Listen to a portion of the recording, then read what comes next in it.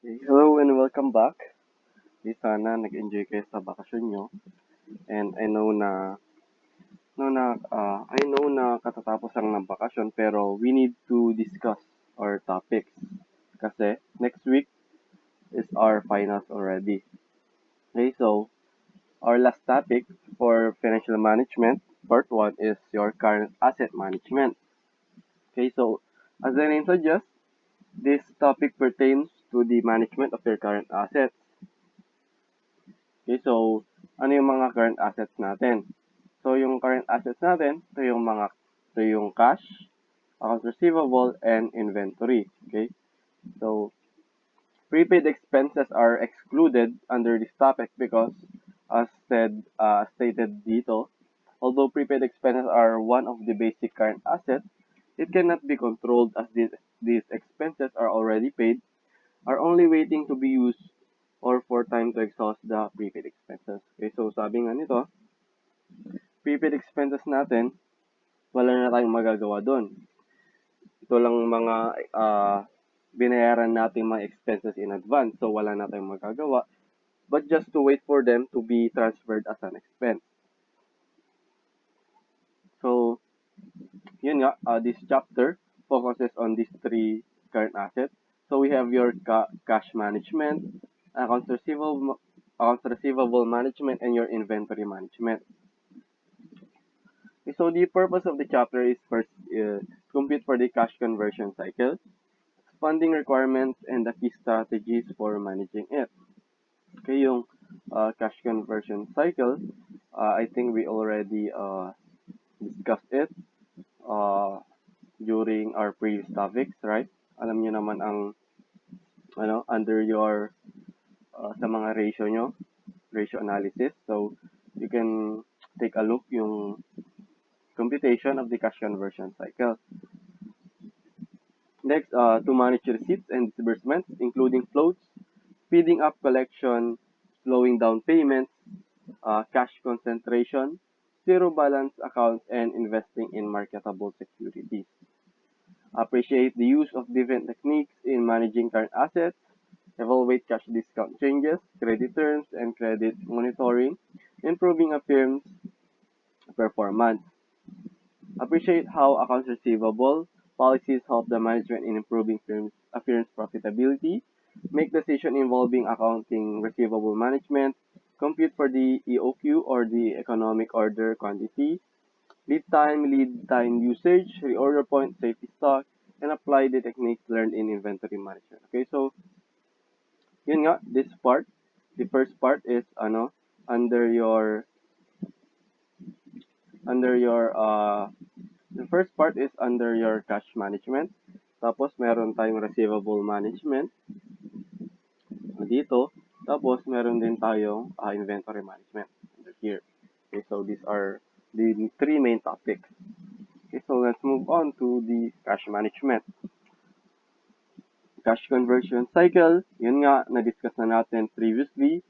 Yung computation niya is yung average age of receivable plus the average age of inventory plus the average age of payables. Okay, so yung mga nakalimot, the cash conversion cycle, ito lang yung length of time in order to convert cash, right? Convert cash into to sales, tapos to collect, tapos from sales mapupunta siya sa receivable, tapos from receivable mako-collect ulit siya to cash. Okay, so that's just a cycle. Tapos yung cash na yon, pwedeng we can use it to pay our payables. Okay, so kaya meron tayong payables ito. So that is the cash conversion cycle. So yun lang ang yung cycle involving the cash. So funding requirements of the cash conversion cycle. The activity of an entity fluctuates over time based on the nature, trend, and other aspects. So the cash requirements of an entity also fluctuate over the year. So yung cash requirements of a company differs from one season to another season or from one period to another period. So depending on the cash requirements, our cash management should also differ. So we have two types of funding requirements. We have the permanent and the seasonal. The permanent funding requirement is the constant funding requirement of the company throughout the year, while the seasonal funding requirement is the funding requirement that fluctuates over time. Okay, so basically yung permanent funding requirement, so yung mga kailangan natin, kailangan nating bayaran, kailangan nating bayaran which is fixed. Ito yung mga binabayaran natin na fixed. For example, yung mga nagagasto natin for electricity, right? Electricity, for the salaries of the employees, for the the water bills, yung mga utilities natin.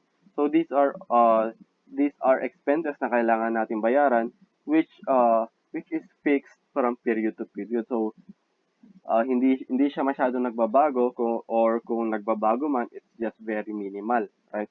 While these seasonal funding requirements, to yung mga kailangan nating bayaran na nag-iiba from period to period. So it fluctuates over time. Okay, so examples of uh, so seasonal example of expenses that fluctuates over time is yung mga ginagasto natin for the purchase for the purchase of the inventory. Siyempre may mga times tayo na kailangan nating bumili ng mas maraming inventory compared to other seasons, right? Another example is yung mga binabayaran natin sa mga utang natin, right? Hindi naman especially kung short term ang mga utang natin. So yung mga inuutang natin is hindi siya consistent over time, right? So ito yung mga nagpa-fluctuate na kailangan nating bayaran. So we have two funding strategies. Okay, so in order to meet these funding requirements, yung mga kailangan nating bayaran, we have two types of strategies. We have the aggressive and the conservative. Okay, so in order to understand the difference between aggressive and conservative, we have to understand the difference between the short term and long term. Okay, so siyempre yung short term funds are yung mga inuutang natin na binabayaran less than a year. Okay, kaya nga short term. Pero yung long term funds, ito yung mga inuutang natin or yung mga source of funds natin na babayaran natin in a more than a year or in a few years, long term nga eh, right? So short-term funds are typically less expensive than long-term funds. Okay? Less expensive meaning mas maliit ang mga typically yung mga short-term funds natin mas maliit yung binabayaran nating interest compared to the long-term. However, long-term funds allow the firm to lock in its cost funds over a period of time and thus avoid the risk of increases in short-term interest rate. Okay? So yung long-term fund kasi kapag long-term funds ang ginagamit natin, it avoids the risk of increasing the interest paid from period to period. Kasi yung short term, hindi natin alam kung kailan magbabago yung mga interest rate nito. Pwedeng 6% this year, pero next year magiging 8% na siya. Pero sa long-term fund, kapag ang inutang natin is, let's say, 7%, edi 7% ang babayaran natin na interest year after year. So, hindi siya magbabago. Also, long-term funding ensures that the required funds are available to the firm when needed. Okay? So, unlike your short-term, kapag meron tayong long-term funding, we can always be sure na meron tayong pagkukunan. Right? Unlike the short-term is kailangan nating maghanap ng bago every year. Tapos, short-term funding exposes the firm to the risk that it may not be able to obtain the funds needed to cover its seasonal peak. So, yun nga. baka hindi tayo makahanap or hindi tayo maka-acquire ng pagpapandan if we are using short-term funds. So under an aggressive funding system, we are using the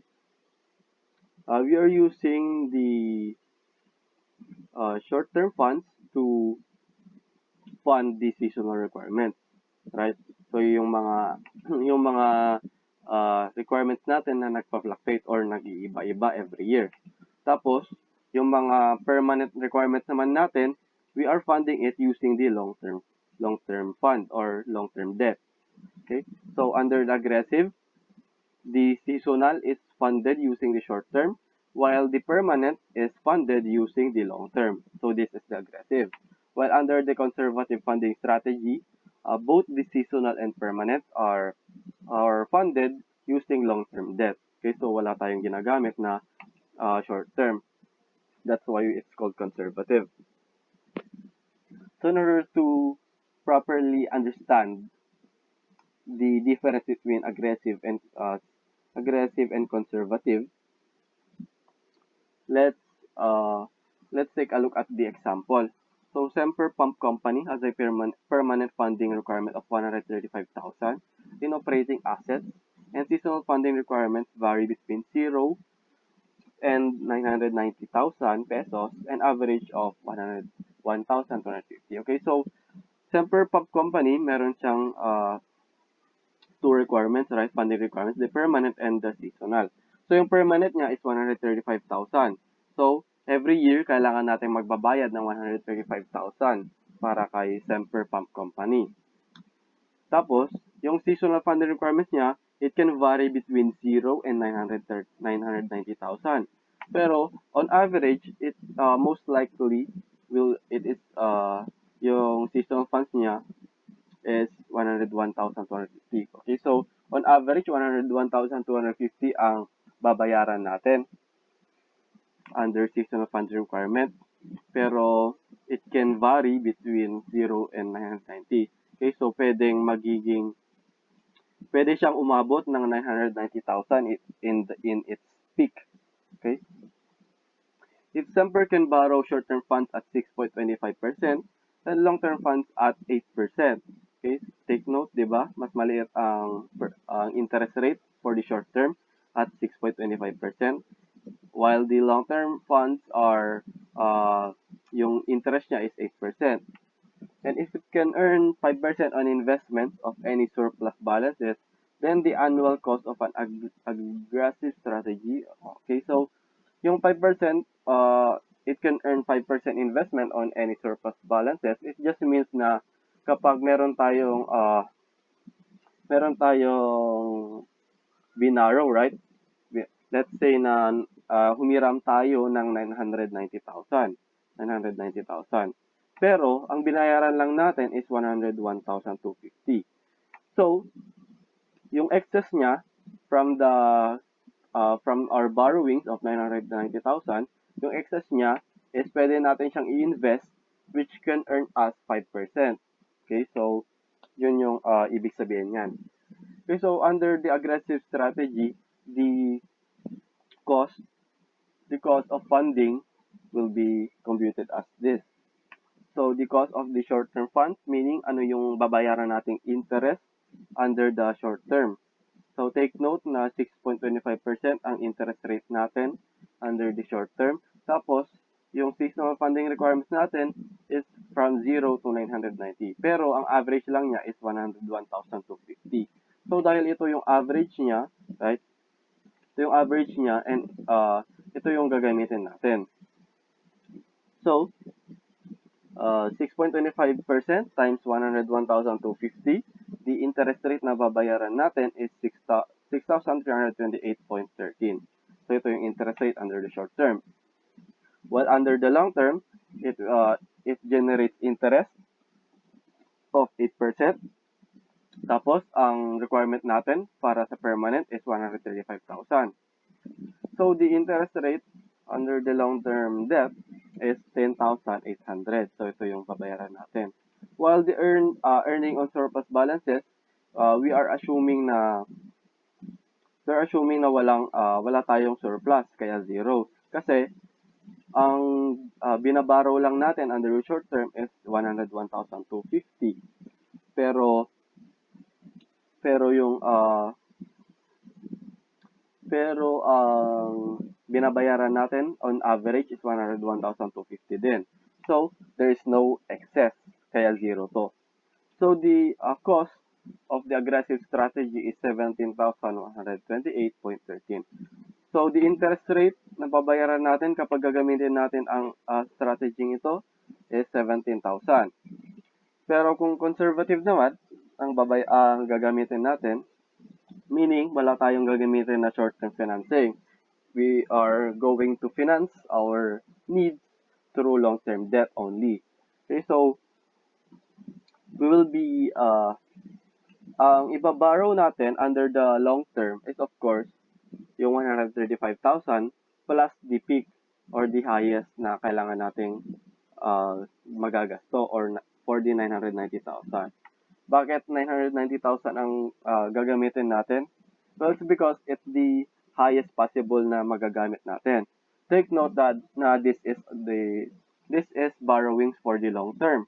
Okay? So dahil long term na tayo, meaning hindi tayo magbaborrow ng other funds from season to season. So bale committed na tayo sa mga sa sa obligation na to or sa liability nito. Of course, we need to make sure na kaya nating bayaran lahat, right? Ay kaya nating bayaran lahat ng kailangan ng expenses natin. Okay?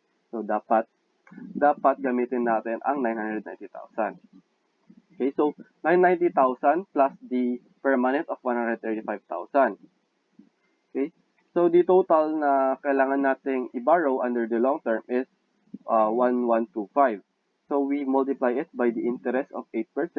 So the interest rate na babayaran natin is 90,000 per year. Tapos, assuming na 101,250 lang ang average natin, right? 101,250 ang babayaran natin for 1 year. We will now be having an excess of 888,750. Okay, kasi nga, ang binarrow natin is 1125, pero on average is, ang babayaran lang natin is 135 plus ito. Okay, so the difference is 888,750. So, times 5%, ma-generate nating interest na from our investment is 44,437.5. Okay, so, yung excess na hiniram natin for our funds is i-invest natin, right? So yung na-receive natin from our investment is 44,437.5. So we deduct it from the interest na nababayaran natin na 90,000. So the total cost of the conservative strategy is 45,562.5. So, di ba? Under the conservative strategy, mas marami tayong babayaran na interest kasi 45,000 na to compared to 17,000 under the aggressive. Pero ang problema under your aggressive is we are assuming na 101,250 ang babayaran natin under the seasonal. Okay? Pero once na mag-exceed ng 101,250 ang babayaran natin, we will be needing to borrow another set of funds. Okay, so kailangan ulit nating umutang dahil nga hindi enough yung inutang natin for our funds. Pero under the conservative, ang hiniram na natin is 1125, which is the maximum amount na babayaran natin for the year. So wala na tayong problemahin na makukulangan tayo sa pera na gagamitin sa pambayad ng expenses. Okay, so that is just the advantages and disadvantages of the aggressive and the conservative. So sabi nga dito, aggressive strategy has a lower cost but a higher risk. So yun nga, meron siyang higher risk kasi tulad ng sinabi ko, if at one point the company actually needs 1125, this is the maximum possible funding requirement natin, the aggressive strategy can only finance 236 to 50. Ito lang yung na-borrow natin under the aggressive. So, the company would suffer loss in sales, freezing of operations, and others. While under the conservative, it removes the risk kasi nga hiniram na natin ang maximum. Uh, pero, under the conservative, mas marami naman tayong babayaran na interest. So, yun. So, next, we move on to the strategies for managing the cash conversion cycle. The goal of the company is to, of course, minimize the length of cash conversion cycle. Meaning, kailangan ang goal ng company is to collect cash as soon as possible. Right? Kaya nga, i-minimize natin ang length of cash conversion cycle, which minimizes negotiated liabilities. This goal can be realized through the application of the following strategies. First is turn over inventory as quickly as possible without stock outs that result in lost sales. Okay, so meaning, we need to sell inventory as fast as possible or as quickly as possible. Turnover nga ng inventory, meaning i-convert natin ang inventory to sales. So we need to sell inventory as fast as possible without stock outs, meaning without the risk of us uh, without the risk of us uh, without the risk of us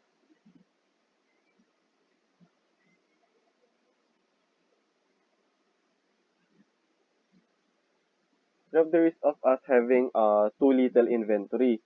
Okay, so syempre uh, kapag benta na tayo ng benta ng inventory, there is a possibility na mawawalan tayo ng inventory. Meaning, makukulangan tayo ng ibebenta. So, that will result in lost sales. Okay? So, we need to make sure na we have enough inventory while also selling them as quickly as possible. Next, number 2, collect accounts receivable as quickly as possible without losing sales from high-pressure collection techniques. Okay? So, we need to collect accounts receivable. We need to collect as quickly as possible. Okay, so that's just the point of this.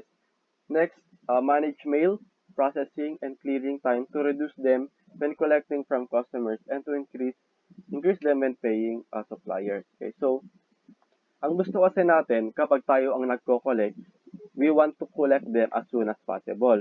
So ang goal natin is to reduce the time for collection by managing the mail, processing, and clearing. Tapos, ang goal naman natin kapag tayo naman ang nagbabayad is to pay them as slowly or uh, as late as possible. Okay? Kasi kapag kasi bayad tayo ng bayad ng utang natin, there's a risk na hindi na yung mga binayad natin na pera, we can use that as investment, right? So sayang naman yung mga ma-earn natin from our investment kung bayad tayo ng bayad. So we want to pay our liabilities as late as possible. So nandito yung number 4. Pay accounts payable as slowly as possible without damaging the firm's credit rating. So yun nga, dapat magbayad tayo ng utang natin as late as possible without damaging the firm's credit rating or without damaging the creditor's trust. Siyempre, kung super late naman tayo magbabayad ng utang natin, baka hindi na tayo pautangin ng creditors natin in the future. Okay, so there should be a balance. Okay, so that will be all for today. Next time, we will be discussing yung receivable management, tapos yung inventory management. Okay? So, okay. See you again next time, class. Thank you for listening. Bye.